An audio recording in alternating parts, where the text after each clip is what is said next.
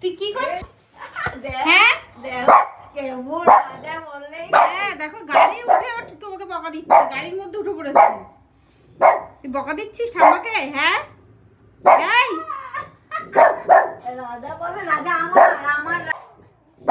এই এই তুই ঠাম্মাকে বকা দিস?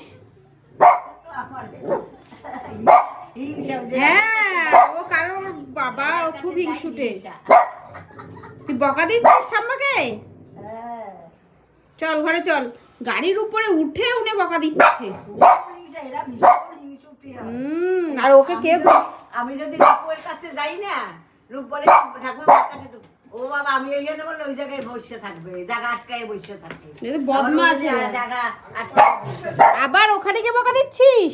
এরা ভীষণ বদমাশ।